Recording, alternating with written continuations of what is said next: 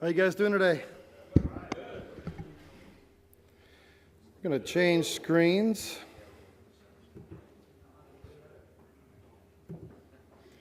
Hope so. All right, so welcome to our 2019 Best Practices Technology session. And we're going to cut this in half. We're going to do the first half, we're going to do a panel with CORFAC brokers who are using different types of marketing and app tools that we're getting some traction with that you guys can learn. And then the second half, we're going to jump into some technology trends that I think are affecting us and commercial real estate. I'm going to go ahead and let's move this forward here. All right, so first off, you had a chance to hear from Leroy Breinholt. And from Leroy, his brother Tyson Breinholt, also Jason Price and Brian Ruddle. We are grateful that you guys chose Scottsdale, Arizona to come down and have this conference down here. And I'm a part of the brokers as well, and all of our staff, welcome. A couple things I would like to do real quick here is just kind of let you know if you've had a chance to visit some of the states, or if you haven't, we would love for you to take part and see different parts of Arizona. I wanted to show you just a couple of places. This is our winter, even though this last week seemed a little bit colder. Yeah, my wife and I, we like to take our truck and our RV, and that little white dot's my trailer out there at Lake Pleasant. And that's just a little further north, west from here. If you take our I-17 and go up north, you'll run into Sedona, which is just gorgeous. All the red rocks up there. You'll also hit Oak Creek Canyon, a little further north. Great place to go fishing. And of course, a little further north up in Flagstaff, those are the San Francisco Peaks. They call them the San Francisco Peaks because when you're on top of that mountain, you can see San Francisco. However, if you wanted to go up there today, this is what you're getting. You're not getting the as warm as you like it. Grand Canyon, and once again, if you guys are up there today, it looks more like this. And if you go even a little further north, you can hit Antelope Canyon. And these rock formations up there are gorgeous. So I am very grateful that you guys have not come here during our heat wave during the summer. Show of hands, who here has been in Phoenix during our heat waves? All right, so you guys recognize that something happens to our state. We physically move closer to the sun, and things begin to melt. It's just how things go. But if you are driving during our heat wave, I suggest that the cars you guys rent, make sure that those cars have some sort of window tint, because it will leave a mark, all right? All right, so we're going to go ahead and meet and introduce our tech panelists here. So from Weber, Wood, Mettinger, we've got Kevin Joseph. Now, Kevin is also the vice chair for our tech committee. And I'm going to read just a little bit about Kevin real quick. He's been in real estate, commercial real estate, for 2 years. He focuses on industrial and secondarily plays in the office realm. He is a former IBM cybersecurity consultant for Fortune 500 retail accounts. Also, his favorite hobby is playing golf, and also he's an official for the NCAA ice hockey. And a big accomplishment for Kevin is he is a contributor to securityintelligence.com and also powered by IBM, and he was an early graduate. So big hand clap for Kevin.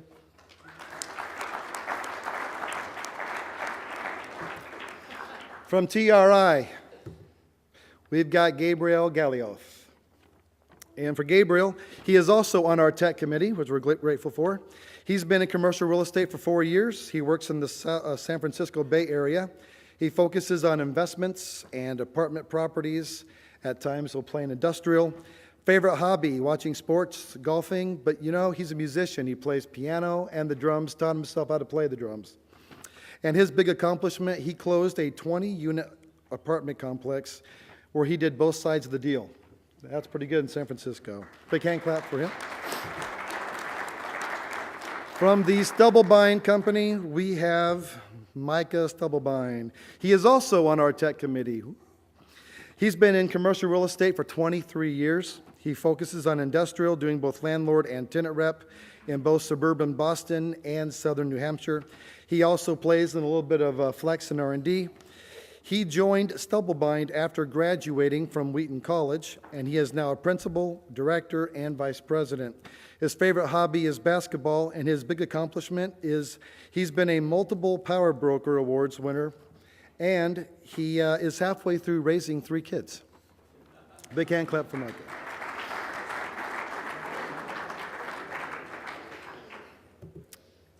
And of course, Commercial Properties Incorporated, you got myself, Phill Tomlinson, and I am the chair for the Technology Committee. By the way, if anyone else in the room would love to be a part of our Technology Committee, we're always looking for you guys to contribute all the cool things you guys are seeing in your firms. All right. So here's what we're going to do.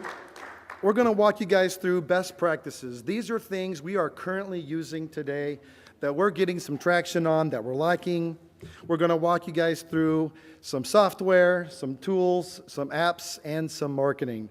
But before we go through those, there's a video I want to play for you. This is going to kind of give you some updated stats that is going on in the digital transformation right now.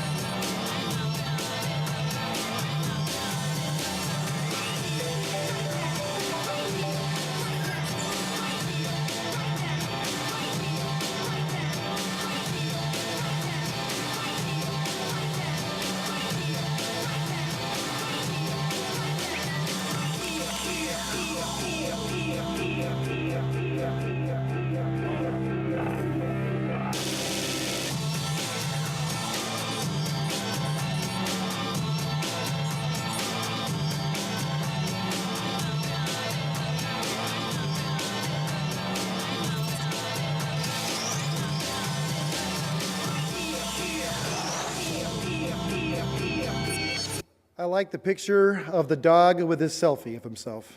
That was great. So we're going to move over now to our panelists. We're going to start with Gabriel. He is using some software called Disclosure.io. We have a video, but before we watch the video, just kind of walk us through a little bit of what this is.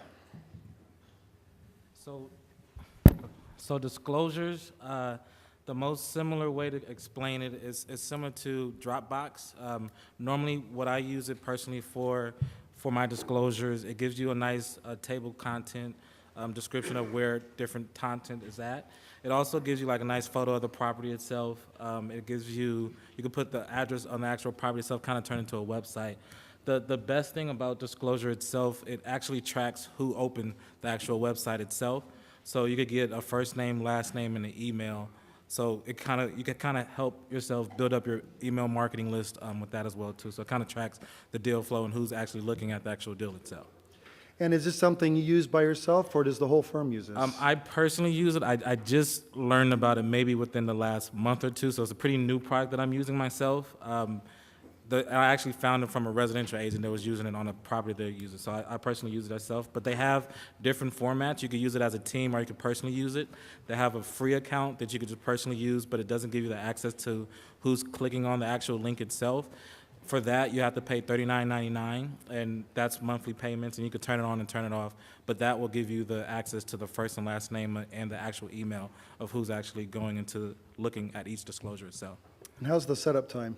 The setup time is within 15 minutes. I set it up myself, give you information, and if you actually have a property and uploading the disclosures, it's just a drag and drop kind of play itself, and then you have to type in the address if you want to upload pictures, so it'll give you a nice kind of professional look to it. Does it interact with social media? It does interact with social media. You could easily send it out to Facebook. You can send it out to Twitter or any other type of social media sites you have itself. It has a one-click button to be able to blast it out to all the different ports. I have seen it done to like it's just a website, or you can add it to like a remarks section to the MLS, whatever you guys use for that, and LoopNet as well too. That's great. So I was asking these guys what they like about this. These are 10 reasons that Gabriel likes this product.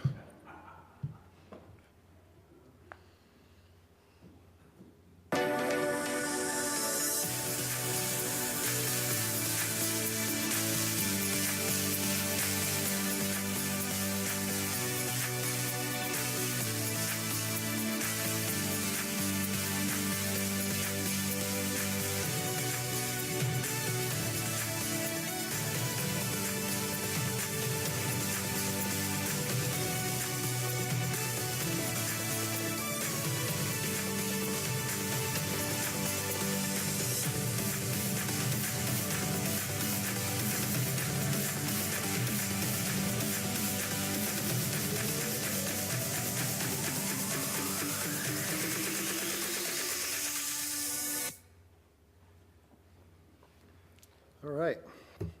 I do know that Gabriel is on Twitter quite a bit because almost weekly. I'm like, hey, something else has come in. So great tool if you want to be able to access electronically who is looking at your stuff and then be able to use your social media to kind of capitalize on that and then also keep them as leads. Yeah. Anything else we need to know about it? That's pretty much the main thing. If I don't know if you want to take some questions or if anybody. Actually, yeah. We got questions and comments now. So, Okay. yeah. Hey, Gabe, do you use it just for your listings that are for sale? You put the disclosures in there and it tracks who's looking at them? Yes, but I mean, you could, yes. Yes, just for your listings. I personally just do investment sales, so there's other ways you could use it. If anybody has any other type of disclosures or some kind of tracking, you could set it up that way as well too. So it's just kind of, it's similar to Dropbox to where you could just put this link out. You can even put it on put in the actual email itself, and then they could be able to click it. If it's forwarded to another agent, they still have to sign in. But that's the paid feature. If you just have the free feature, you'll just be able to send the link, but you wouldn't be able to access the first and last name and the email of who's actually looking at the link. Any other questions? Kurt?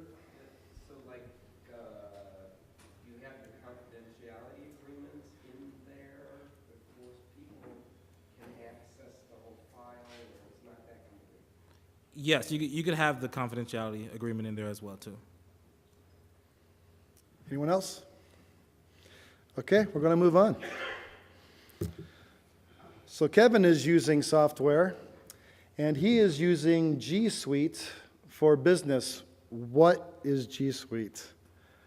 So, I'll give a brief background. So, And move your microphone a little closer I to talk you. pretty so- loud. Are you sure you want this close? So, I am probably the youngest in our firm by, I think, 25 years. That being said, they're not old, they're experienced. That's what I keep telling them, and it's been paying off for me. So, when I first got there, we have a printer in our mailroom, and it's a big fancy printer, and on the outside of our mailroom, there's this other looking thing, and it looks like a printer, and I'm like, God, this is really old printer. I'm like, what is this thing? And then it starts making noise, and a piece of paper comes out of it, and I'm like, what is this thing? And Jim Clements comes up to me, and he goes, Kevin, that's a fax machine. I go, I've never used one of those before. So we had some updating to do at Weber Wood Mettinger. We were on our 50th year anniversary, so I figured why not do it in our 50th year anniversary and update some systems. And this is more of an operation standpoint as opposed to going out and selling. There are applications, but what G Suite is, it's just Google's platform. You guys are all probably familiar with Gmail and Google Docs and Google Drive. This is the business version of it. So we've really been able to utilize it on the road. From an investment sales standpoint, we can create massive data rooms, control access of who's accessing what. Some of the sponsors in the room might not like this aspect of the Gmail part where we can actually, the Gmail is smart enough to group social updates, so LinkedIn, Twitter, promotions, which come from sponsors and stuff, and then email blasts from other brokers. That stays out of your primary inbox, so you're not bogged down with stuff you necessarily don't want to see there all the time, so it makes things a lot more efficient.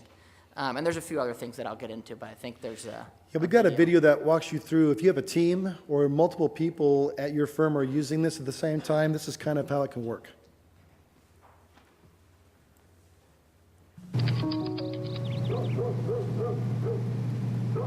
Whoa. Next Friday's pitch. By tomorrow.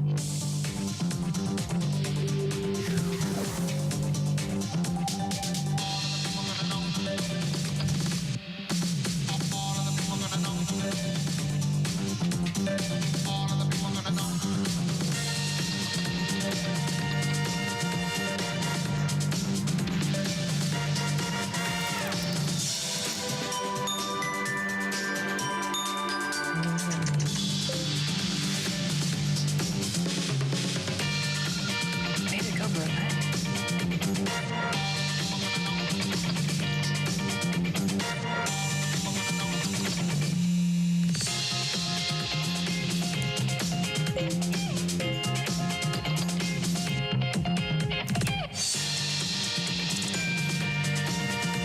Hey, Google, join the meeting.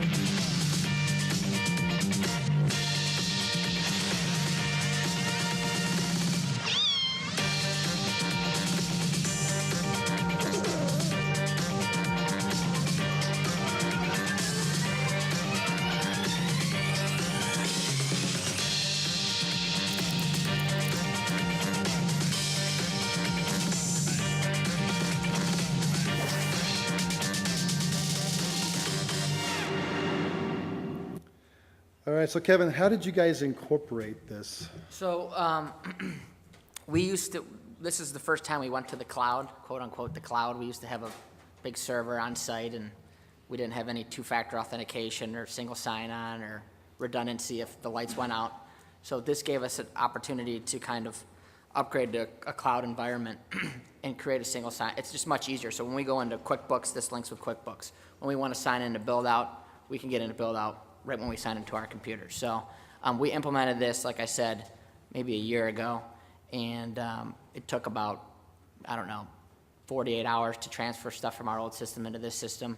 I think we saved $3,000 or something a year. It's very scalable. As we add new brokers or brokers leave, it's $10 a month a person. So it gets us access to everything anybody needs. It's been a really, really good asset for us at WWI. So for Jim and the rest of the gang over there, how long did it take for you guys to get used to using G Suite versus what you guys were using? Not very long, because I personally, because I'm a quote-unquote millennial, someone was talking smack about millennials over here, so I use that lightly. But I use online browsers, so I'll use the Gmail browser or the Google Drive browser, but this syncs with like Microsoft Outlook. So for example, Jim Clements uses Microsoft Outlook, and he knows he's using this, but it's on the Microsoft Outlook platform. So it's very seamless integration with our old systems, and the back end just a little more advanced. And two top benefits? Say that again? Two of your top benefits? I would say the Google Drive is the biggest benefit. It's basically like a Dropbox where you can put all your files in. When we're doing deals and we have to put due diligence, create due diligence, data rooms, war rooms, whatever you want to call them, we can plug in all the information that we have. We can give our clients access to a unique folder where they can plug in all their information, and then we can then share that with prospective buyers and control access, control when the link expires, things of that nature. And there's analytics, if you know Google, there's analytics built all around these types of things. So we G Suite, there's an analytics piece in it that we incorporate in our website, so we know, what age person's on our website, where they're from, where they're accessing it from, what kind of computer they're accessing it from, what their background is, what business they're in. And that's new, because you guys weren't doing analytics No, before. we were not. No, we were not doing that at all. So that's been very helpful in the sense of Quick who our question, audience who is. here is using analytics right now with your tools for tracking the people coming in? So that's nice. Yeah, something unique and different. We'll have to hear next year kind of what the traction is on those analytics. Yeah, absolutely. Yeah. All right, we're going to move on. To questions. Drew? So with the G Suite for Business, you get to make your domain name on your email? Yes, so it's a great question. So our domain is wwmrealestate.com, and it's just backed by Google. So it's not, something at gmail.com. So we use our own domain name. It's hosted on Google, and they give us access. So when I go on the browser to log into Gmail, it looks like your normal personal Gmail accounts, but in the top left corner, instead of saying Gmail, it says, it's our logo up there, Weber Wood Medinger. So you can make it your own. It's basically white labeled. And all the services are like that, the Drive service, the G Suite service, the data room, everything like that. Any other questions? Easy way to replace Microsoft Exchange, Active Directory, and all their affiliated costs. Is it easy to replace them? Is that the question? I'm saying it is an easy way. Yeah, it is. It's Google has, when you sign up for this, Google has its own migration tool that you just go in there and it walks you step by step. You just plug things in that you need to plug in or give it access to things that you need to give it access to. I think what we had Microsoft 365, I believe, and we just logged in through the Google migration tool with our 365 credentials, and Google just pulled everything from there. And like I said, it took 48 hours, I think. And it's very scalable. We can scale down and up as we need. And it's $10. I think it actually just went up to $12 a month. Okay. First time in 10 years. Christy? So this is a question from our live stream. Wow. Why use G Suite over Outlook? Why did we pick it over Outlook? So that's a great question. In our experience, in my experience, and Blair Wood and Jim helped me a lot with this, Google seems to kind of be the dominant internet player.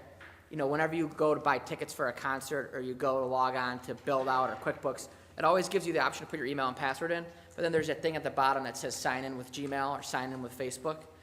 It just became really easy for us in the real estate space because a lot of the tools, other apps we were using in the real estate space synced really well with Google. And it was just a no-brainer for us to use Google over Outlook. And it was just, Google was easier. I mean, it's that simple. Google was easier for us to use, to figure out, to implement, and to, continue to kind of grow with it. Great. Scott? So you had a one-site server, you had a one-site server. Yes. Prior to that, do you see any issues with just downloading documents on a daily basis to, obviously have to do with the speed of your internet. Sure. Have any latency issues or anything on that, or you don't? No latency. It's actually, it's 1,000 times faster doing it through Google. I mean, we don't have a server on site anymore. There's no hardware anymore. Everything's in the cloud. And it's significantly faster, significantly easier to access through an iPad, through a smartphone, through a Mac, through a Windows computer.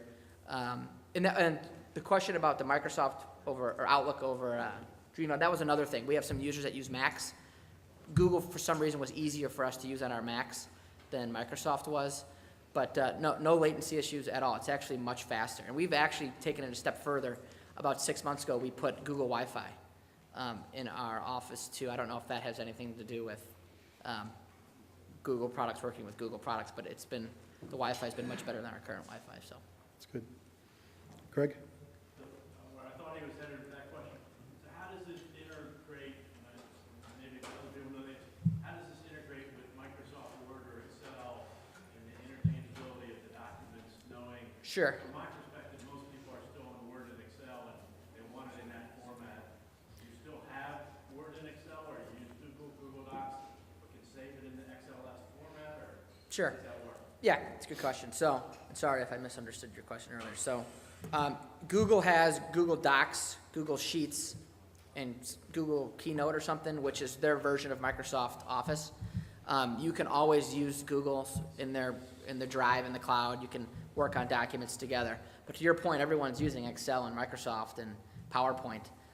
So Google is very easily syncs with that. So if I'm working on a PowerPoint for a client, I can go ahead and throw that in the Google Drive, and it'll save up there in the Google Drive. I can open it in the Google Drive as a PowerPoint.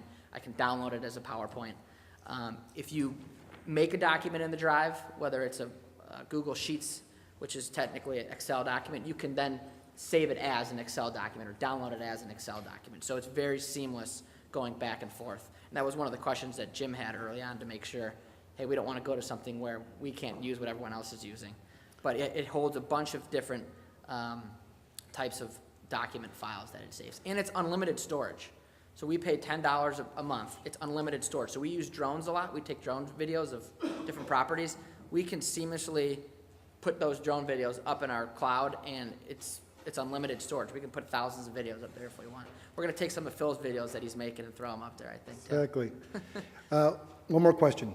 Brian? Kevin, are you telling me that Jim Clemens can turn this on? Yeah, true.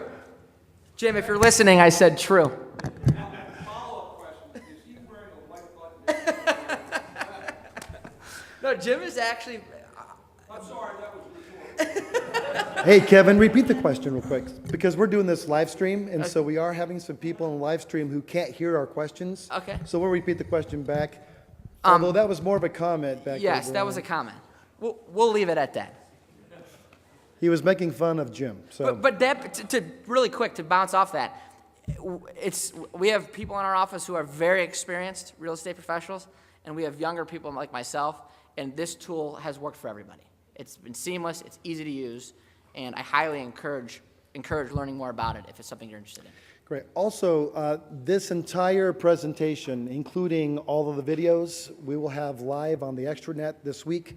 So you can go back and really walk through this entire thing again if you'd like for your firms, okay? All right, we're going to move on. So we've got, now we're going to go into some apps. And the My First AM app is an app that I currently have on my phone, but it's also an app that Gabriel has on his phone. How are you using this? So My First AM app is pretty much like an app that you'll use for a title report. So say if you're out on the field looking at a building or a property and you want to quickly look at the square footage, or say you're doing investments and you want to see when the last time it sold, how much it was sold, you could just open the app and be able to see all the whole title report just on your phone. So if you're not at the office or you don't want to email a secretary to send you the title report quickly before you go into the meeting, you could just simply just open the app and get the full title report, tax map and everything on your phone, right on your iPhone or Android devices. Yeah, I'm going to play a video that kind of walks you through some of the benefits of the app. I'm not going to watch the entire video. You guys can go back on your own and see the whole thing. But this will give you kind of a good idea of what to expect. Welcome to My First AM, your single destination for comprehensive property data, order information, documents, and helpful resources, either at your desk or on the go. My First AM makes it easy to get the property information you need by combining the familiarity and convenience of Google Maps with our powerful and robust property database. Simply enter any address, intersection, city, county, zip, or browse the Google map. Then choose from an array of property reports, including property profiles and comparable sales, all at your fingertips. Go full screen, switch to Google Maps Street View, or turn on parcel overlays to clearly identify boundaries and display owner, APN, lot size, and street number directly on the map. Ready to start farming? Click the green farming button to instantly use the map to locate properties based on ownership or property traits, such as commercial land use, last sale date, and more. Once the map border turns green, simply search, click on parcels, or use the pencil tool to draw your search areas directly on the map and add properties to your farm list. For details on specific property, click the APN in the list. Customize your list using filters and then export your farm to a report or create mailing labels to help grow your business. That's pretty robust for a title app. However, so what's the catch? Can we all use this? Yeah, so everyone can use it. It is free, and I forgot to say before, there is a lot of different apps, a lot of different title companies. I found in my first American app is probably the most user-friendly and the easiest one to kind of maneuver around and things like that. Do they have to have a relationship with? No, you don't have to have a relationship. You could just simply go on the website, sign in, make a username and password, and then you'll just go on your phone, download the app, and then make a username, sign in with the username and password, and then start going around from there. Okay, I guess that hasn't been our experience in San Antonio. It seems like if you don't do some business with First American, they cut you off. Well, should I repeat the question? Yeah, repeat the question. So the question was, in San Antonio, they haven't had success with the First American app. I did have a rep come to my office and showed me about the app. From my knowledge, I didn't pay any money. I didn't do a deal at the time with her. I don't know if she was trying to get my business to do deals with her, but I still haven't done a deal with her either. So from my knowledge, it's no fee or no relationship building and things like that, from my knowledge. All right. Any other questions? Okay, we're going to move on. Walk you guys through some marketing. So we're going to go through some video examples. Stubblebine has a great video they've done recently. We'll do a quick walkthrough of this, or watch the video, and then kind of talk us through it.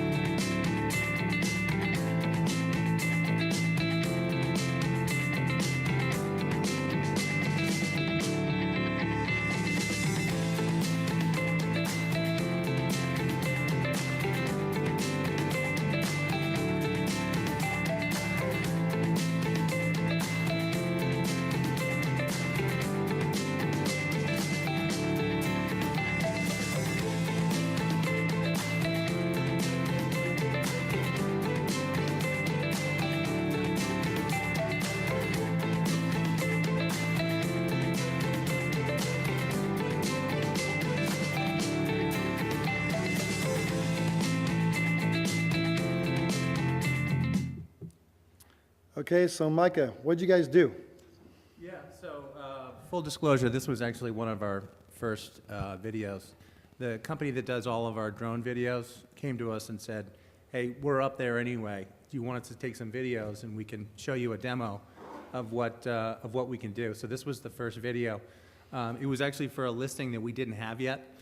So we brought it in as part of our listing presentation, and the guys were like blown away.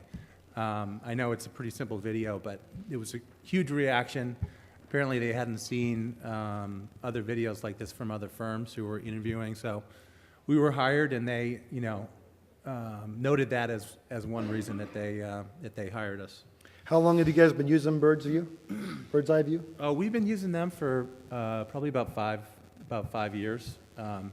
So in the future, that video will be somewhere between like $300 and $500.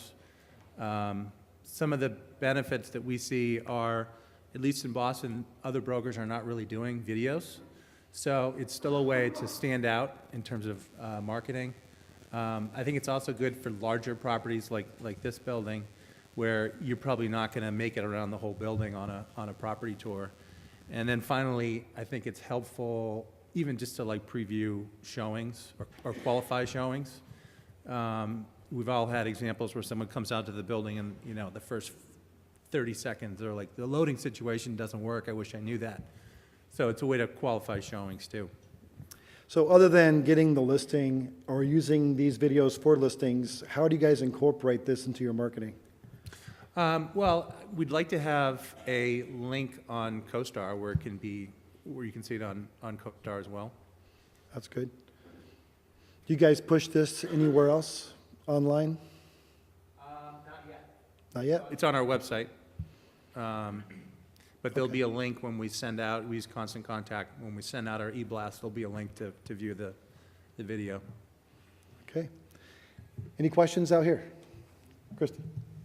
The question I have is, let's make a video, how do you distribute it? Who is your audience, and are you tracking the results? Yeah. Yeah. Those are good questions. Tracking, we're not there yet. We know anecdotally that our clients love it. How it's being received in the marketplace, we don't really have a way of tracking it yet.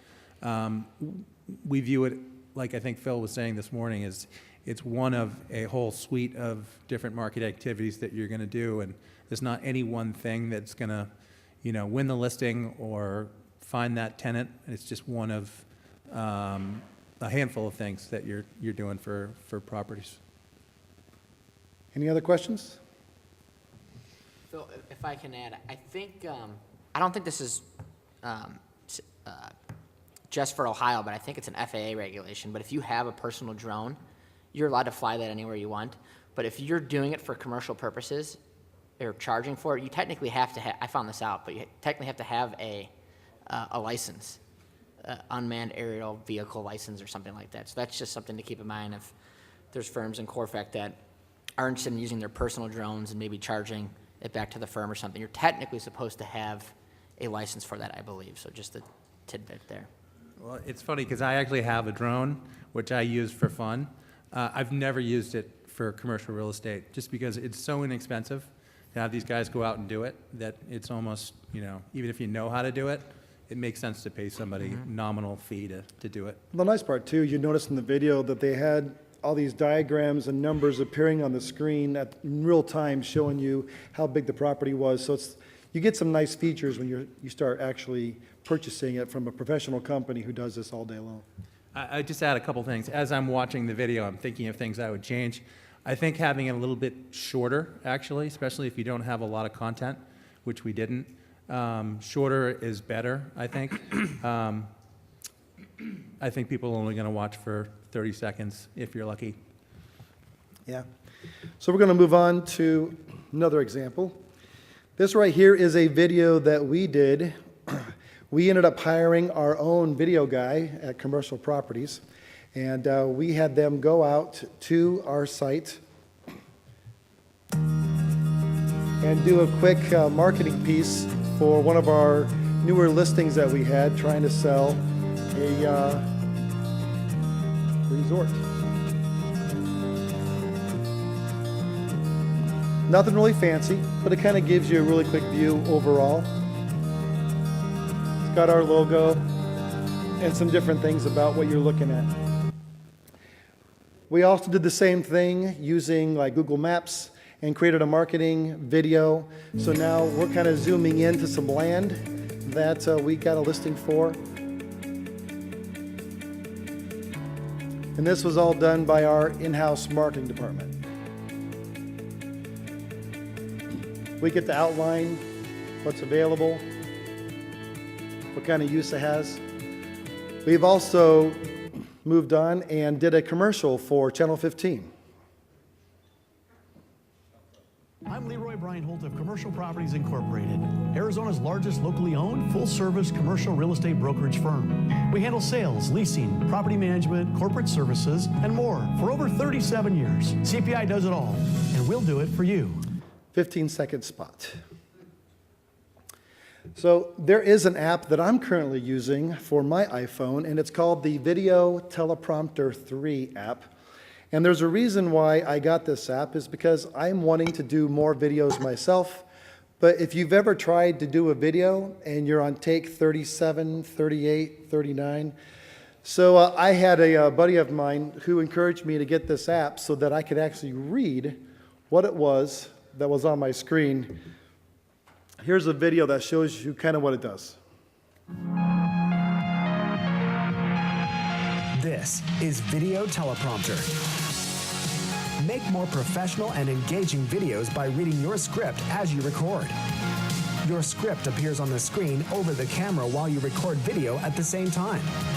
Whichever way you position your device, your script will automatically scroll closely to the camera, so it always looks like you're looking directly at the lens. You'll look more confident and natural in seconds. Whether you're marketing your business or just communicating with others, Video Teleprompter helps you do it better. So here's a couple of slides. What I like about this is whether I'm having it vertical or horizontal, the words move. I can also focus on what I want it to focus on. So if it's out of focus, I can click on my face, focuses right in. Also, I can use my PDF, my Word documents, anything I need, and upload it right into my phone. So then all my scripts are right there inside of my phone. And it even has a timer countdown if you'd like it. So here's some raw footage of me recording one of my videos, and I'm reading the entire thing. Hi, my name's Phill Tomlinson with Commercial Properties Incorporated. I'm a real estate broker. I specialize in retail and office investments. I'm based out of the state of Arizona. So it gives you an idea. It's a nice tool that, at least for me, it allows me to have less takes. I spend less time, and it kind of helps me be focused. I say less. So it's a great tool. Any questions for the last few videos we just saw? Cole? Are you looking at your phone? So the question is, am I looking at my phone? Yes. So I am using the front camera on the front of the phone, and as I'm holding it, or I got it, I have a little Gorilla Pod. I just set it down, put it in there, press the start button, and the text starts scrolling. And I can say how fast I want that text to scroll. So if I do a take and it's way too fast, I'll slow it down. I can make the font bigger, which is great, and or I can use my glasses and make it smaller. But any other questions? Okay, great tool. We're going to move forward. Got a lot to cover here. Yeah. It's on Android, and it's also on, I think it's about $18. So there is a one-time price you have to pay for it, but for me, it was worth it.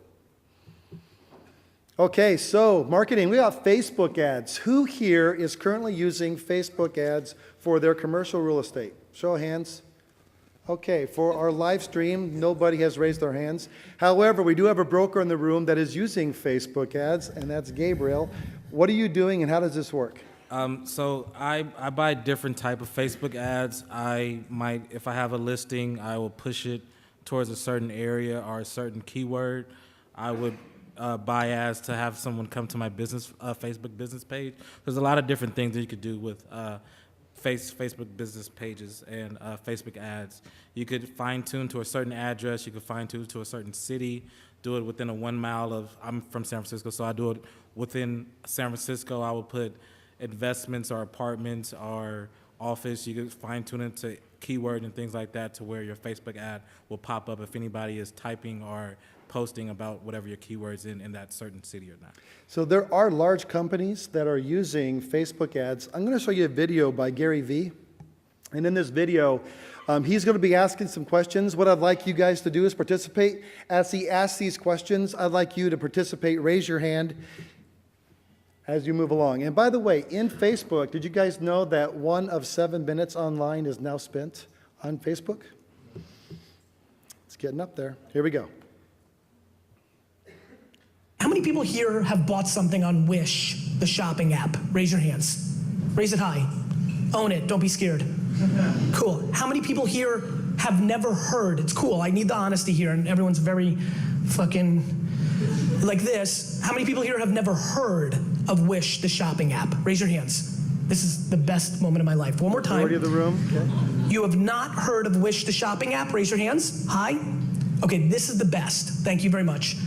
Wish, depending on who you listen to, because it's a private kind of thing, company, is doing anywhere between $3 to $6 billion in revenue. Wish is probably the closest thing to any kind of conceivable threat to Amazon in the world. Wish is doing $3 to $6 billion in sales. They're spending 98% of their money outside of a Los Angeles Lakers patch on the jersey and the McGregor-Mayweather fight. They bought the corner. Outside of those 2 activations, they were spending 98% of their money on Facebook ads. 98% of their money is being spent on Facebook ads. And the guys who actually are doing the marketing for Wish have background in Google Ads. So it's kind of funny. So on Facebook ads, you're using this for listings, using this for get tenants. How are you using Facebook ads? So I'm using it to get listings. I'm using it to push out my personal listings. I'm using it to just get anyone interested in maybe getting a valuation on their investment properties. Like I said, I do multifamily. And like the slide that Phil showed earlier, 1 minute out of 7 minutes, everybody's on Facebook. That's the kind of where everybody's kind of at. And even before he's posted that, I'm one of those people that get my news off of social media. So I don't watch the news in the morning. I check Twitter and I check Facebook and things like that. So just everybody's kind of on there, and it's not expensive to get a Facebook ad. The cheapest ad you could get is $5. So you could go up to as much as you want. You could get a $5 ad. You could probably reach about maybe 100 people, but the more you spend, the wider you get, the more people you could be able to reach out on Facebook ads. Yeah, even a large company like Wendy's, they decided to use Facebook ads because they wanted to reach a younger audience, and they had 85 million unique people. We're not going to watch the whole video, but I just want to walk you through a couple seconds here of why they chose to use Facebook ads. We have an established brand with baby boomers. They grew up with Dave Thomas on television. What we don't have is an established presence of those really under the age of about 35. We needed to find a way to connect with that younger audience. The pretzel bacon cheeseburger launch was critical for us because it signals to the consumer that this is a different Wendy's brand. We had a guy post a picture of a pretzel bacon cheeseburger and say, "I want to marry this." The kind of quotes that are completely outlandish led us to develop a program to tap into that passion. So they had a guy play a piano and all the little things coming in, they made a song out of it, but 85 unique visitors. So what's really great about tech panels like this and coming to CORFAC is I'm sitting here thinking, I never thought about Facebook ads. Seriously, I'm like, I never even thought about that. And I'm excited to go back and say, hey, I wonder if there's some traction that I can get using Facebook ads. So we're kind of curious, what kind of results are you getting and how much are you spending for this? It depends on what I'm trying to push. I've had, like I said, I had Facebook ads for listing. I had Facebook ads just to get more likes on my page so I could have a bigger audience. I have had a couple, every time I post something, I do get likes from it, I do get comments, I want more information, send me the flyer. I haven't had an actual buyer that completed a transaction from a Facebook ad, but it's just another avenue to be able to market different products that I have or different listings that I have and get my name out there more, especially being a younger broker in San Francisco where it's very competitive. It's just a different way to reach out to different people to be in the commercial real estate field. What's the cost, roughly? Like I said, it could different. Whatever price you want to spend, you could do a $5 ad. So the difference in prices is how many people you're going to reach. So there's ways you can fine-tune Facebook ads to gender. You could fine-tune it by age. You could do keywords, like if you want to do office leasing, office space, or if you want to do apartment building, investments, or you could just sit there and say commercial real estate, males, 50 and older. And so that would fine-tune to everyone that is 50 and over that's in wherever you're at. So San Francisco, I'll put San Francisco, and then it'll reach maybe 800 people, and then maybe those 800 people will give you about 10 or 15 likes. So you could do a $5 ad, you could do as much as $50 ads, you could do as much as $500 ads. I've done different valuation depending on what I'm trying to push out and market on Facebook. How about the setup? How hard is it and how long does it take? What it is just a post. So you just sit there and go on Facebook and say, I have this 10-unit building in downtown San Francisco. It costs $3 million, and that's your post. Just on regular going on Facebook. I don't know if anybody ever marketed on Facebook. It would be a regular post. But then they'll say, do you want to boost this page? So then you press boost. Then you'll say, I want it to go from Friday to Sunday, because most people are normally on Facebook during the weekend time. So that's kind of how I fine-tune it. So you can kind of difference whatever you want to fine-tune and where you want to go. So I would say Friday to Saturday, because that's when most people go on. And then say I want to do male and females 40 and up. I might spend $50 on the ad. And then at the end of the ad as well, it will show you how many people it reached, how many people actually clicked on it, and how many likes you get from it. So all of us up here, by the way, after CORFAC is over, we are all welcome to still take questions on this kind of stuff over the next few months. As you guys start saying, hey, maybe we want to implement some sort of a Facebook ad, and you're kind of curious, I would tweet Gabriel and ask him some of those questions. Yeah, and also one thing I forgot to leave out. It doesn't have to be an actual listing. It could just be any type of marketing information that you want to go out. Sometimes in San Francisco, we have the San Francisco Business Time. Say there's an article about a new buyer that just are building next to the Salesforce Tower, and you just want to share it out to your market, and you can just press a simple click at the top of the article. I don't know if you've ever seen those articles. It will have a Facebook tag, it will have a Twitter tag, it will have a LinkedIn tag. You just have to press that button, and it automatically goes out to your Facebook page. And then you go from Facebook there, and then you can simply boost the post to market to whatever fine-tuned area you want to market to as well too. So some questions. Jason? Me Repeat the personally. question real quick. So he asked, do I separate my personal Facebook to my public Facebook or business Facebook? I personally do, but I find that I get better reaction when I'm give a little bit more personal stuff in there. I don't want to just only send out real estate stuff. So I send out real estate stuff, but I put myself that I'm at CORFAC this weekend, or I put out real estate stuff that I say I'm golfing on a Tuesday. So you kind of want to give it a little bit of both so it can show like you're an actual person instead of just a robot only sending out this building's for lease or this building's for sale and things like that. Any other questions? Christy? Have you ever advertised on Craigslist? The question was, have I ever advertised on Craigslist? I have advertised on Craigslist. That is one of the best advertisements for multifamily for myself. I have searched Craigslist personally and found owners trying to list their apartment buildings themselves for, for sale by owner situation, and I have contact clients from Craigslist that are looking or even trying to sell, and I have got listing pitch from Craigslist because just owners trying to sell themselves, or maybe it's a residential owner trying to sell a commercial property. So I have personally advertised on Craigslist, and Craigslist is free to advertise on that. So every marketing person in here, or marketing rep for their company, should know that they should be marketing on Craigslist as well too. Okay, one more question. Anyone else? Christy? Gabriel, are you advertising on any other platforms, or were you all in on Facebook? The question was, have I ever advertised on any other platform? I personally like Facebook the most because, like the slide said earlier, most people are on Facebook. I have advertised on LinkedIn as well, but with LinkedIn, it's more of agents on there. It's not too many buyers on there for my area and field, so it's kind of like your competition is going to be on LinkedIn. So I do post on LinkedIn more like already listed properties, but I wouldn't put like off-market properties and things like that on LinkedIn. I do post on Twitter as well and advertise on Twitter as well, kind of the same thing. And I have the same setup pricing as well on Twitter, but I just think Facebook, since most people are on Facebook, most people are kids on Facebook, so you might not get the owner on Facebook, but you might have the secretary on Facebook that might be, they know that you guys are looking for space. You might have a son of an owner who their dad are in the late 80s and they know the kids are next in line to take it on, but they're, don't want anything to do with the property. So the son might, see the Facebook and go from there as well too. So I do market on different websites as well. That's great. So moving on with marketing, we've also got affinity marketing using both LinkedIn and Google Ads, and Micah has had some experience with affinity marketing. What is affinity marketing?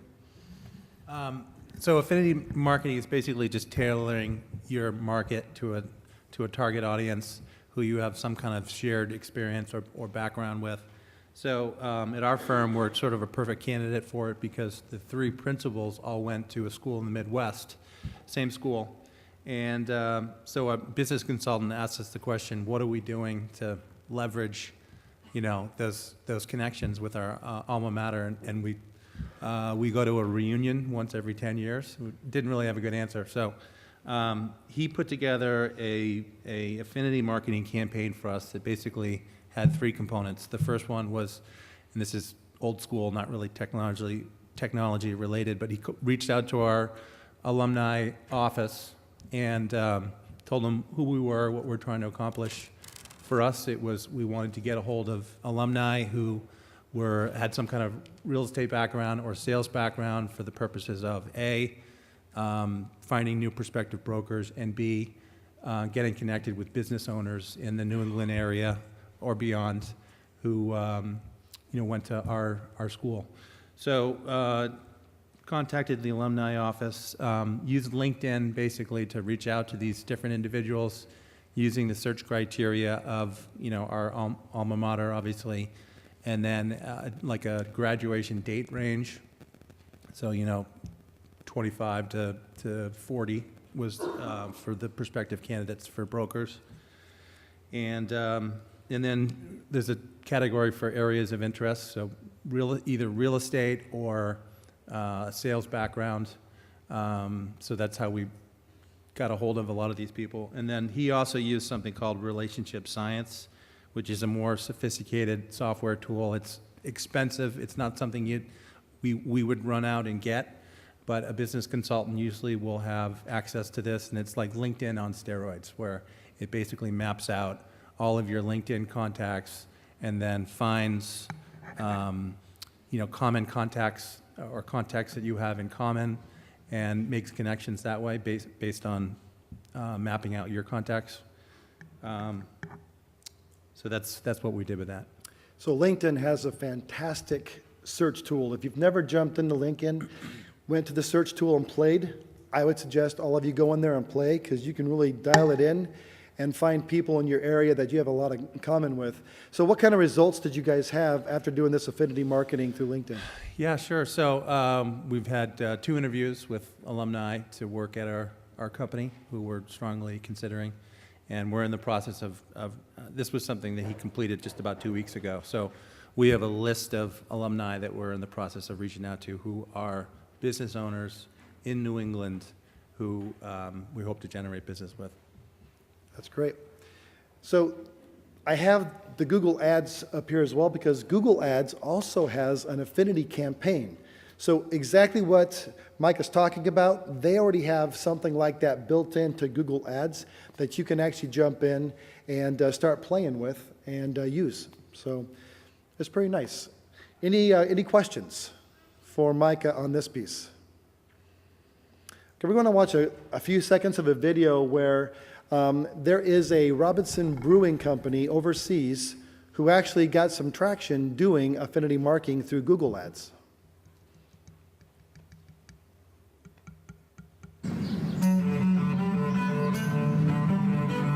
Robinson's Brewery started in 1838. Fast forward 180 years, 6 generations. We still have 11 family directors.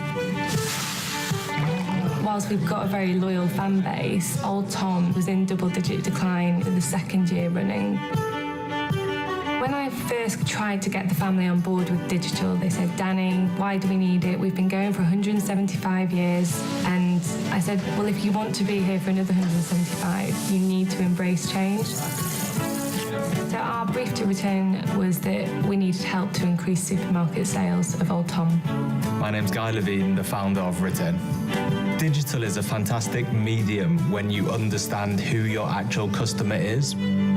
Day to day, we use the Google Ads platform. We were able to learn the demographics of the audience, also their affinities.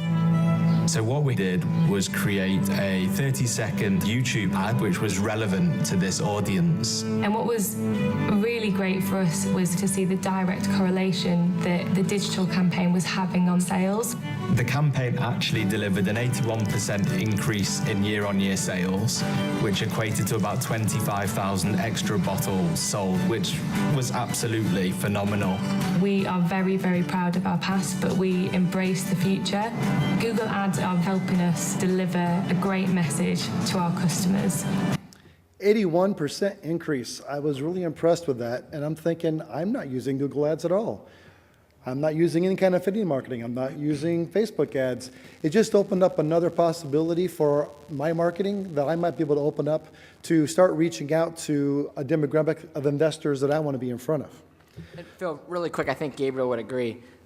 For those that think that this is really hard to do on a Google and Facebook platform, it's almost a joke how easy it is to actually advertise on Google or Facebook. And here's what's best. If you go to YouTube and type in how to do a Facebook ad or Google ad, There are so many videos where for free, they'll train and teach you exactly what to do depending on what you're looking for. So we're going to keep moving on because we're running out of time. But this is a tool that I am personally using, and it's called Rocketbook, and it's Everlast. It's got my notes on it here. And it's quite unique, and I'm going to show you guys why I'm using it, why I love it. Here's a quick video. It's a little corny, but I think you'll like it. For thousands of years, humans have been filling their notebooks and then just buying more. It's like the notebook industry has given up on innovation. Hey, what's this? The notebook Hemingway wrote on? That's cool, I guess. We're from Rocketbook, and we make notebooks from the future.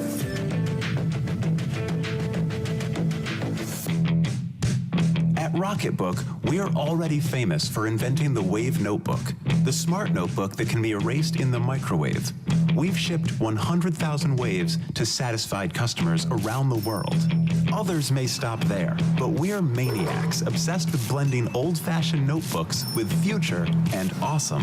So we've spent a year in the Rocket Lab designing a new notebook that feels like pen and paper, but is endlessly reusable and completely integrated with your digital lifestyle.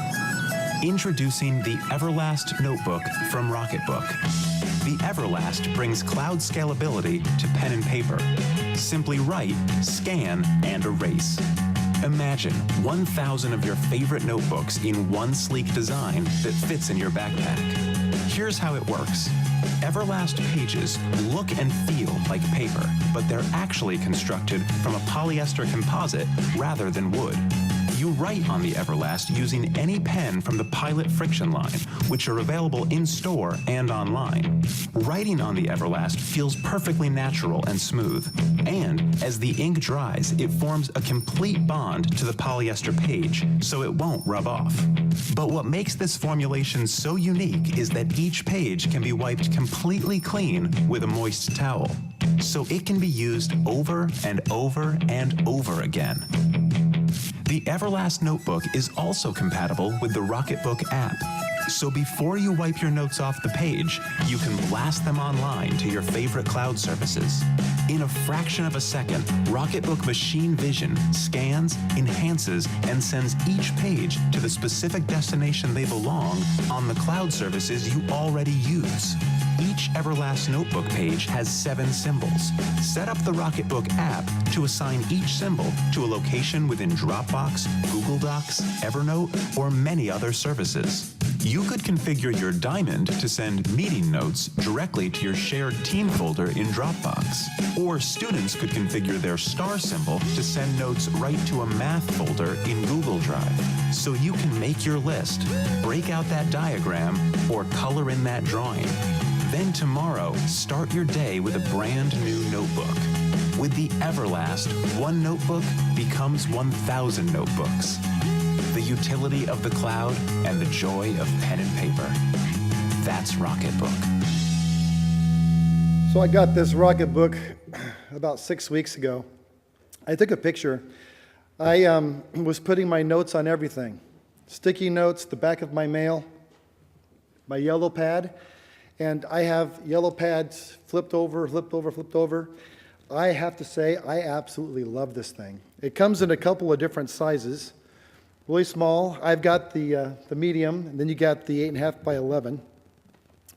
And right now, when I'm taking notes for my my voicemails coming in, as soon as I take all my notes, I just scan it. It goes right to my Dropbox into a Rocketbook folder I created. And then when I have leads that are coming in, I write it down, I scan it, and it texts it over to a couple of the brokers I work with in the firm. So within a couple of seconds, they already have the text of the leads that are coming in. I also have another one where I send it over to my Dropbox, my OneNote, and then I have 2 of them set up for my email. So I can email myself or I can email a couple of other brokers in the firm. It's fantastic. And then when I'm done, just wipe everything off and I start all over again. It's pretty fun. It's pretty nice. It writes fantastic. If you guys want to see it, you can write on it. I brought my pen and my notebook. The price, $30. Doesn't matter what size. The little small one, they're including in like a combo. But $30 for this size or for the bigger size. And something to consider. Might save you some time and keep yourself more organized. So that's Rocketbook. By chance, when you scan that, say you write down a phone number, and you scan it, does that phone number, you text it, does that show up, or all you gotta do is hit that number and make a phone call? So last week, they had an update to their app on the phone, and they said they've now created a transcribe. So everything you wrote is transcribing and typing it out for you. Then also, they have it where if you put 2 hashtags at the very top, whatever you put in the middle becomes the name of the file. So I was doing my notes for CORFAC, and so it's hashtag CORFAC tech panel. And then I put a date on there, and when I went ahead and I scanned it, on the name was the CORFAC, tech panel. I'm like, wow, that's so cool. Very neat. So, any other questions on that? We're going to keep moving. All right, here we go. So, let's do some training. We got mobile learning, Grant Cardone, Sales University. Micah, what are you guys doing and what is this? Yeah, so we have I don't know if people have heard of Grant Cardone. He's a pretty well-recognized sales training coach. And so we have an annual membership that we pay for all 9 brokers in our office to be able to access these training videos. They're in 4 categories. They're management training, sales training, customer care, and new hire training. So it's not specifically commercial real estate related, it's sales related, but it's all very applicable. They're all like 5 to 7 minute videos of a whole variety of different topics. You can listen to it in your car. It's great. It doesn't have an app right now, but it has a very mobile friendly website, so you can listen to it in your car or whatever. By a show of hands, who here has heard of Grant Cardone? It's impressive. He's got some good stuff. We're going to watch just his intro video. If you're an entrepreneur, a business owner, or salesperson and are looking for ways to increase your revenue, you need skills, tools, and training. Grant Cardone, New York Times best-selling author and international sales and business expert, has created Cardone University, an online digital platform accessible 24/7 on demand from any phone, tablet, or computer. With Grant Cardone as your personal sales coach and mentor, you will find solutions for every sales opportunity and every sales challenge. Learn everything you need to know about the selling basics, understanding the buyer, the entire sales process, the theory of closing, up-to-date closing strategies, how to handle incoming calls, how to get an edge on internet lead response, effective prospecting strategies with access to an interactive 365-day follow-up tool that shows you the specifics on how to close the deal, the 100 Ways to Stay Motivated training program, and the top traits of great salespeople.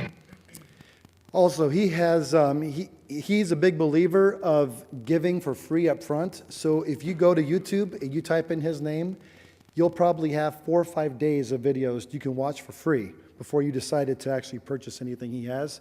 But it's a great resource. Any questions on Grant Cardone? Okay. So at this point, we're going to say thank you to our panelists.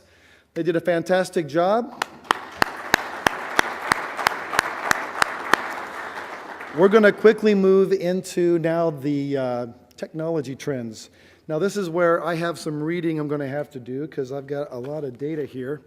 We did start about 15 minutes late, so when we get to that mark, if you want me to stop, we'll stop. If you'd like me to keep going a little bit, we can keep going. So let's get started. Tech trends. So the world is changing fast, and what I'm going to do is kind of step back and give you guys a bigger picture of what's going on. I'm not going to go into any real details on a lot of this stuff, but it is very interesting and how it's kind of affecting commercial real estate. So to kind of walk you guys through how it's so easy to miss some of these changes that's going on, I'm going to play a video, and I know that probably some of you have already seen this video, but I'm going to show it to you anyways. What I'd like you to do is I would like you to count how many times the people in white t-shirts are passing the ball. So how many times are the people in the white t-shirts passing the ball? Also, for whoever gets this correct, I'm going to go ahead and give you a $30 Amazon gift card so you can buy a Rocketbook if you like. All right? So are you guys ready? You sure? Okay. And hold on. I hit the back button. I know. All right, here we go.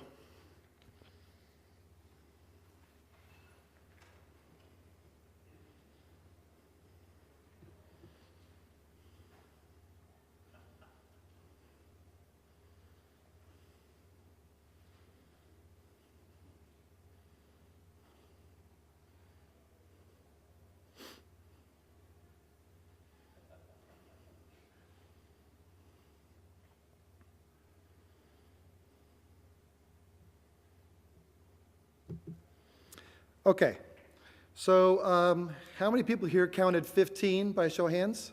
Okay, great. How many people here counted 16? Let me see your hands. Good. How many people counted 17? All right. The correct answer was 16. So for those who did 16, please stand. Okay, so there were 3 subtle changes that happened. Did anybody in the room catch all 3? Okay, did anyone here catch 2? All right, the first one to catch the first one. Kurt. The gorilla, yeah. The gorilla's walking through. So thank you, congratulations. You won the Amazon gift card. I'll give it to you afterwards. All right, so what I'm going to do is we're going to see the exact same video and watch you guys through how subtly 3 of these things were going on, although the gorilla was a bit more noticeable. Here we go. Let's rewind and watch it again.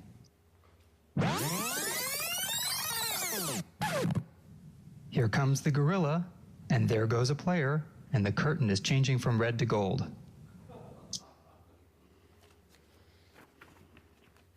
So just like our jobs, I went ahead and I incentivized you guys. Hold on.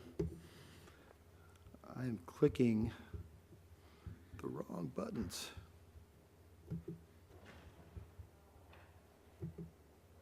All right. Perfect. Okay. So in commercial real estate, in our jobs, we have a very specific task that we have to do. We all have personal responsibilities. There is, in fact, a 500-pound gorilla that's coming front and center. It's beating its chest, and it's in the form of new emerging technologies.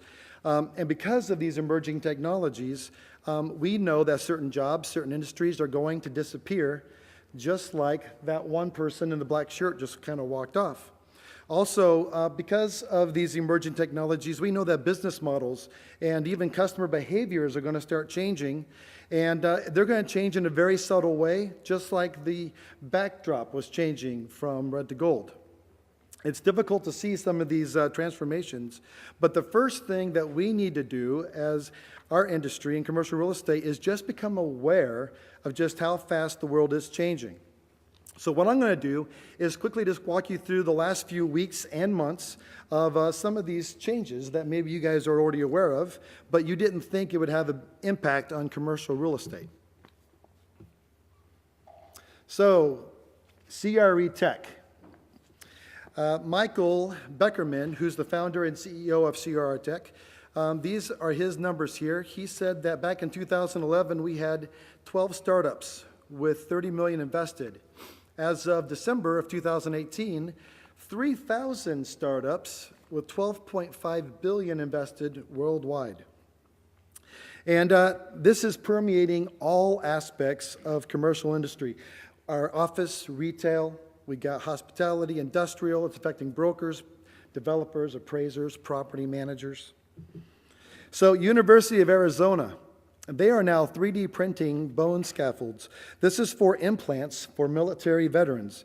And they are able to embed sensors within the 3D printed bone so that they can now monitor activity levels.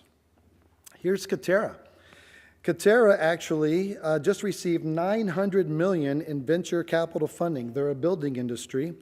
And I want to show you just a real quick clip of a video here. I thought it was interesting.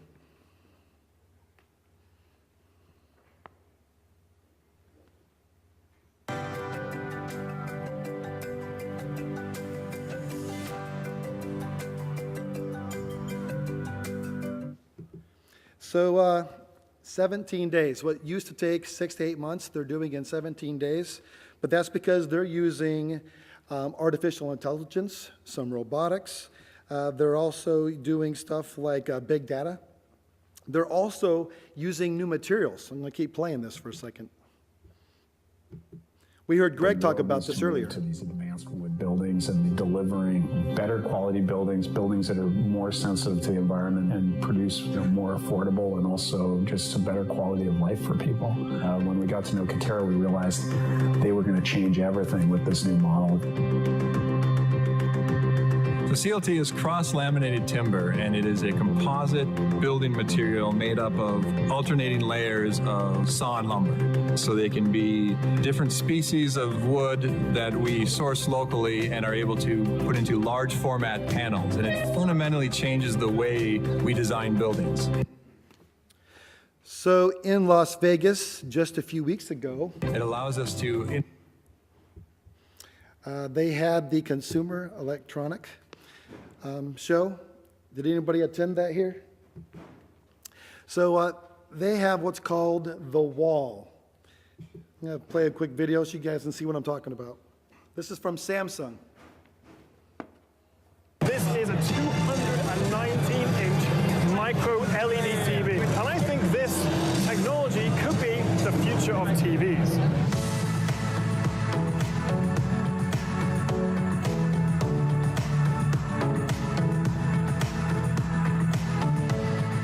Samsung first showed off micro LED and the wall at last year's CES, but this year their mammoth modular TV is over twice the size, 219 inches to be exact. As the name suggests, micro LED uses millions of tiny individual LEDs to create an image. But I think just as exciting as the underlying technology of micro LED is the fact that these next-gen TVs will be modular. Modular panels, each offering a minimum 4K resolution, can be linked up to create different sizes, shapes, and aspect ratios. And the content can be customized to fit the screens you have. There's almost no visible bezel. The resolution can scale up to potentially, well, infinity, 4K, 6K, 8K, 10K, all while retaining the same pixel density. So here's my point. The wall. What's that going to mean for commercial real estate? When I think of walls right now, this could change exactly how lobbies will be having. And just like any kind of technology, this is expensive right now, but it's probably going to get better. It's going to get faster. It'll get more affordable. So what is our expectations of walls moving forward in the future? I think that with architecture and design, we're going to start seeing this kind of technology start taking over some of our commercial space. Now we're going to move over to Amazon Go. They have 9 stores right now. They just celebrated their 1-year anniversary. They expect to have 3,000 stores by 2025. I think some of us have an idea. I wanted to give you a little bit more insight into what Amazon Go is.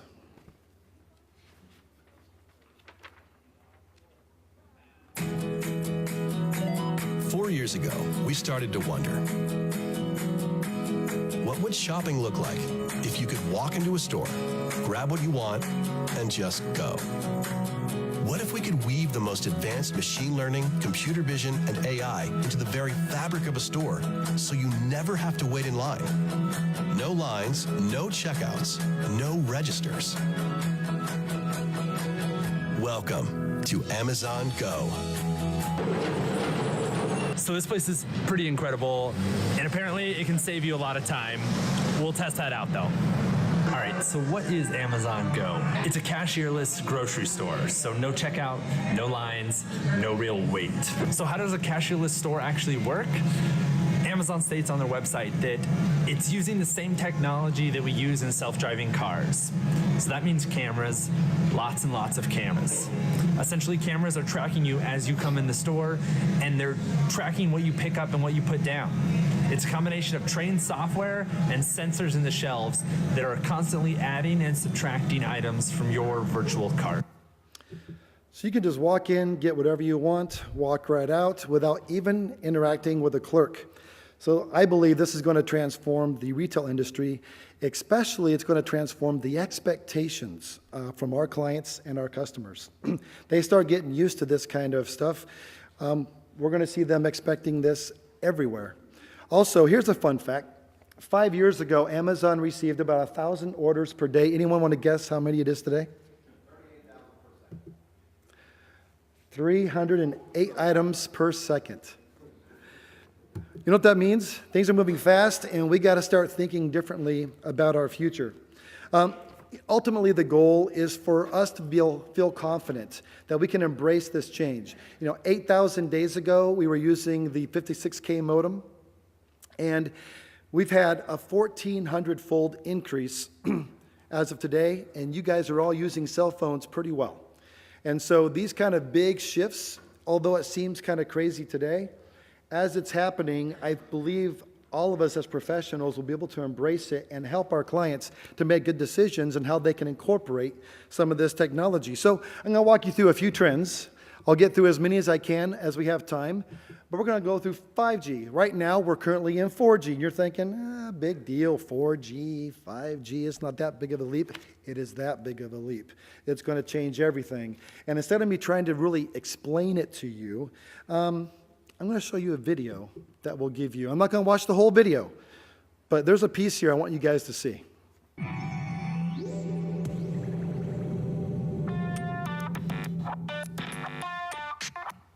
Imagine playing a co-op shooter like Fortnite or PUBG on a VR headset in real time with zero lag all through your phone while traveling in a fleet of self-driving cars going 200 miles an hour. Sit tight, because the future of gaming and everything else is about to change forever. If you look up into the corner of your phone, you're probably used to seeing a little indicator that says 4G LTE, or 3G, or God forbid, 2G. And you've come to understand that it probably has something to do with your phone's connection to your mobile network. The higher the G, the faster the connection. It's pretty easy to follow. The G stands for generation, and each subsequent generation refers to a specific minimum speed, connectivity, and reliability necessary to classify that network as a particular generation. 1G let us talk to each other. 2G let us send messages. 3G gave us broad data and internet, and 4G LTE made it a whole lot faster. But all that's in the soon-to-be past, because up on the horizon is 5G. And while you may be thinking that 5G is just a little faster, a little more reliable, and a little newer, it's actually a massive breakthrough that's going to change the way devices connect to the internet, and more importantly, to each other. In fact, as 5G rolls out over the next 2 years, it's going to change, well, everything with a wireless connection, which at this point is, well, pretty much everything. So what's so special about a 5G future? Well, first of all, it's fast. Like, really fast. Like 20 gigabits per second over wireless fast. Like 100 to 250 times faster than 4G. Because by comparison, 4G provides speeds, on average, of about 10 to 20 megabits a second. So that's like going from streaming one Netflix movie in HD to streaming 400 movies in 8K at the same time. And while that's really impressive, that's not the most impressive part. What sets 5G aside is its crazy low latency rate, which is the amount of delay between the sending and receiving of information. Now, 4G tends to average about 100 to 200 milliseconds. And to be fair, 100 milliseconds is fast. Human reaction time is about 200 to 300 milliseconds. But 5G will get it down to 1 millisecond. That's almost real time. And being able to send and receive information in what is essentially real time means that we can use 5G to replace real-time interactions. What does that mean? With 5G, you'll be able to interact with people, objects, or characters controlled by someone else with no lag on either side. So play a real-time first-person shooter on your phone. Control virtual objects with other people simultaneously. Put on a headset and fly a drone or drive a car that's somewhere else in real life. Or better yet, let it drive itself. It's a great video. You guys will enjoy watching the rest of that. So the point is, we are collecting a lot of data. But when you have so much data that we're collecting, the 5G is going to be needed. So this right here kind of gives you an example of just what this really means. So right now, our internet capacity will be 78 octillion devices. Can't even comprehend octillion.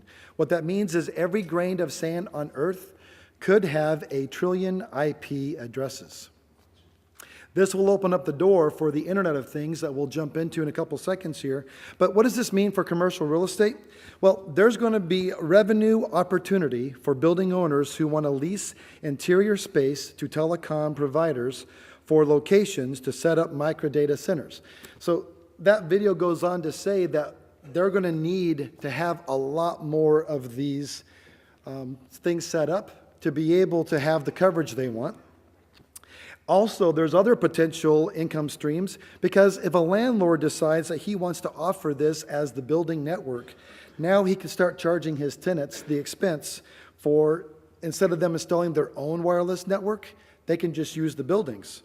And lastly, it's estimated that tenants will save 20 to 30% on utilities on building equipped with a 5G network. So I mentioned the Internet of Things. That is the next trend I want to walk you guys through. What does that really mean? Well, every device that consumes power will have an IP address. So let me just kind of walk you through some examples real quick here. So who is using the Ring doorbell? So right now it's great. I have it for my house. When we did the London conference, I put this on so that while I was away I could see, but there is latency. Someone drives up to my house, they drive away, then my phone goes, hey, someone's at your house. When that 5G kicks in, it's going to be great. Also, there are suitcases that are smart. When you put all your stuff in, it'll tell you how much it weighs. You can put alerts, you can lock it up, you can even find its location if it gets lost. How about a bridge? So about 10 years ago, they had the bridge collapse in Minnesota. They rebuilt this one pretty quick. But what they did something different. They embedded 400 sensors on this bridge. And that sensors is pretty nice. It can actually read the temperature, how many people are on the bridge, what's going on. So I would consider this a smart bridge. Here's a dumb bridge.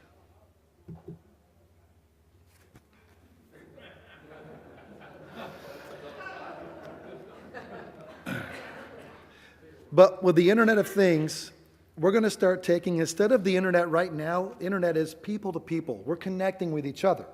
But the Internet of Things is where we are now taking and having a connectivity to things, devices.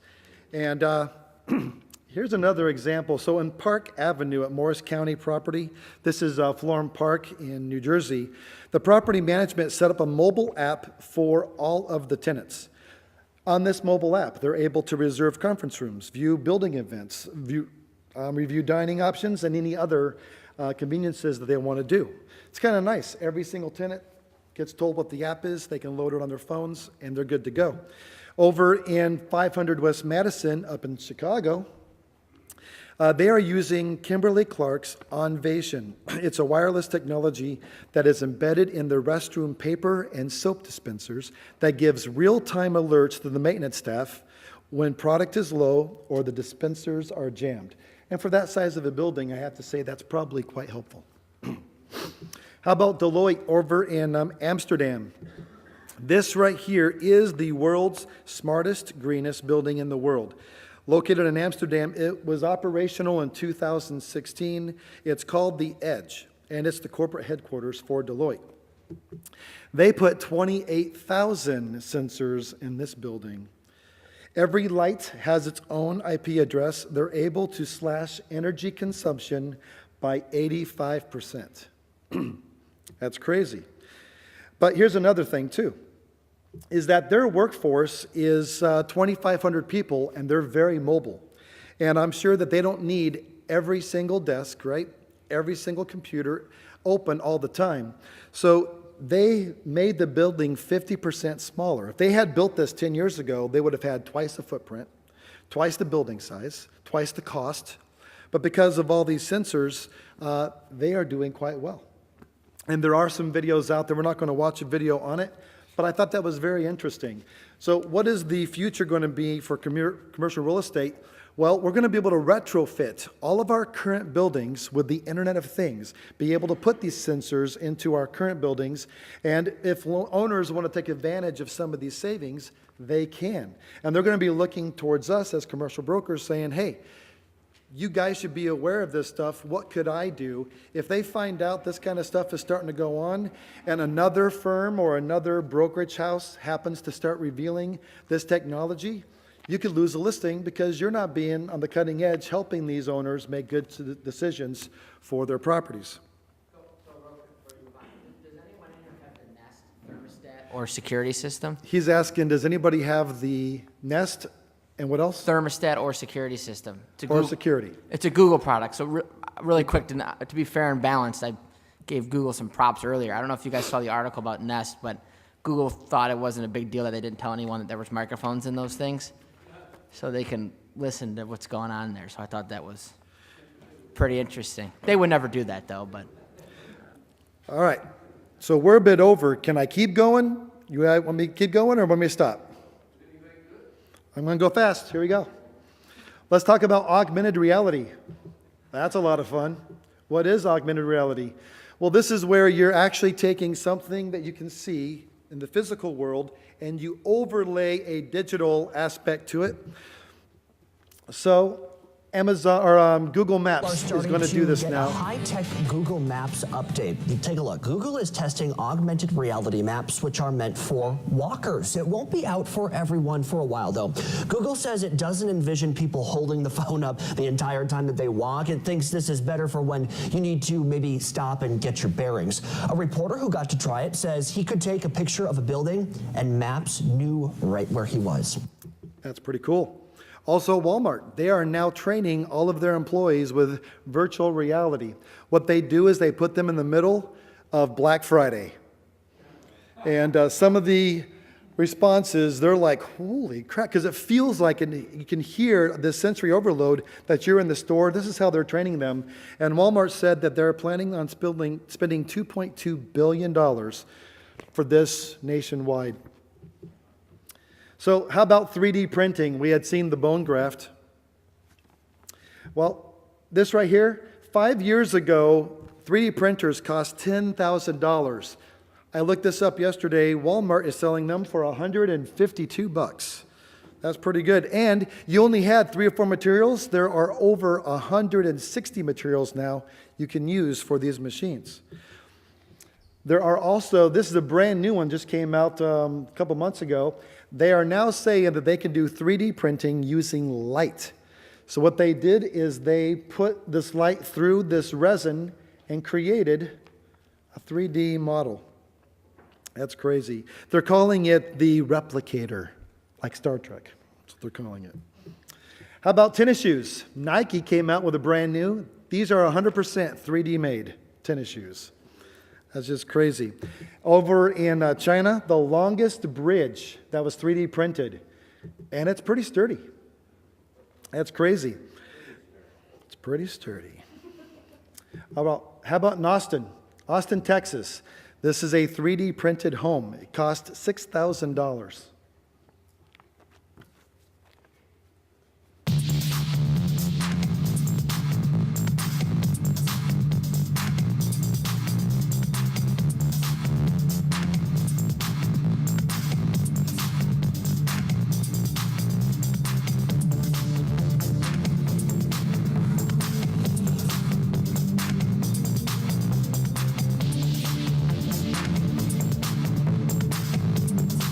But not just homes. We'll be able to start having commercial buildings. In Dubai, they printed their first commercial real estate building. It was completed in 3 months. They used a 120-foot long, 40-foot wide, 20-foot tall 3D printer. They built it in 17 days. 17 days. And the cost was $140,000. Here's a quick video walking you guys through this amazement.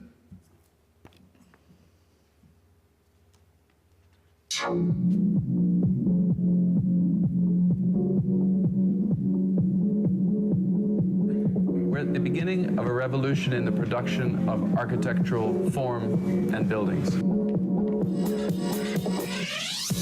The Office of the Future builds on the work of the automated construction community to be the first permanently occupied 3D printed building in the world.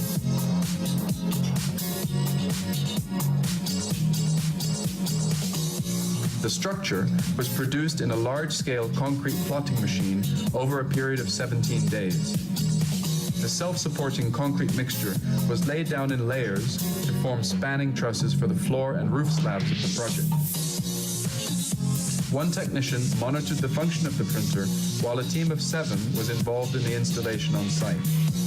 For the first time in history, it's now possible to take a computational model and convert it directly into three-dimensional form at an architectural scale. That's the real revolution of 3D printed architecture. The building skin is made up of a super insulating layer that projects over the glazed openings to reduce solar gain.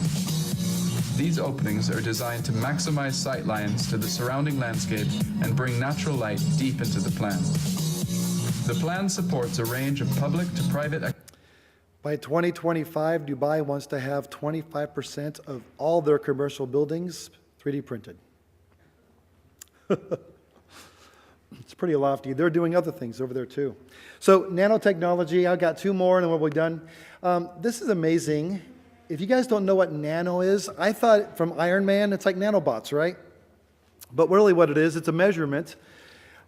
The nanometer is a billionth of a meter. What does that really mean? Well, a human hair is 100,000 nanometers.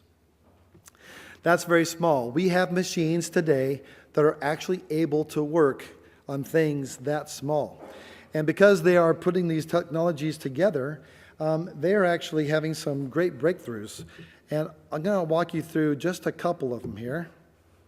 So Nissan has began experimenting with paint, and this paint has nanotextiles that repels any type of dirt. So they took this through a mud pit, and on one side, that's what it came out as. You can see a little bit on the mirror still. On the other side, it's all dirty. Down in Mexico, they just got finished painting a building, and the building has a very similar thing. So now the buildings are kind of like keeping themselves clean. It is pretty amazing. If you jump on YouTube and type any of this in, it's amazing how some of this technology is changing.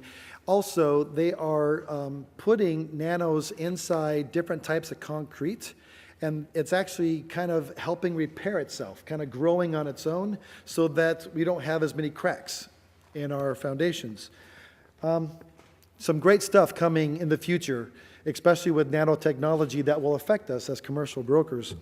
If we move on to another one, which is the autonomous vehicles like Greg was talking about today. Quick question, how many here drove here in a driverless car? Now, if I ask that question within 2 years, I bet you the answer will be quite different. Let me kind of walk you through a couple things that's going on and what they've been able to accomplish. So Tesla is saying that their cars are going to be so safe because they are using the feature for the auto drive that you won't even have to buy insurance. In fact, Tesla is kind of getting into the insurance company because they're saying if you have their car, you don't have to have auto insurance. That's coming. Also, these are some of the looks of what the cars look like. That's Toyota right there at the 2019 CES. And then here's something that's interesting. This right here is a driverless truck hauling driverless cars from San Francisco here to Phoenix because we are testing these kind of vehicles here. I thought that was interesting. But here's something even more interesting. In 2018, this happened.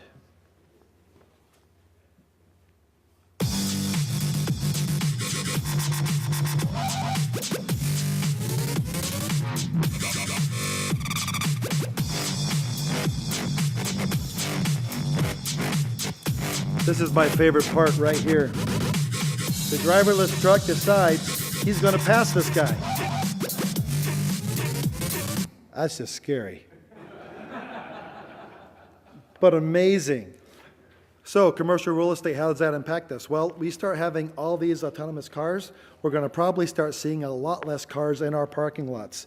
How is this going to affect our buildings? How is it going to affect our owners? There is already word right now that they are currently building garages slated to be converted back into an office building at later dates, because they're all thinking if this happens, they don't want to have the demolition of an entire parking garage when they can just convert it. So a lot of stuff. At this point, guys, this is our Technology 2019 panel and trends. Thank you guys for being here. It was a lot of fun.